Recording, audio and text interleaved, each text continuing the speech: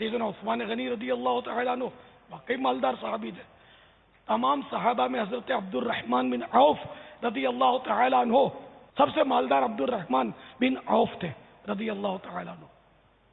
لیکن ایک ذرے کا کروڑواں حصہ بھی ان کے بعد حرام نہیں تھا، سب حلال تھا، شبے کا بھی نہیں، خالص حلال صحابی تھے، جنتی تھے. تو مالدار اگر نیکوکار ہے، نیک بندہ ہے، کوئی حرج نہیں ہے.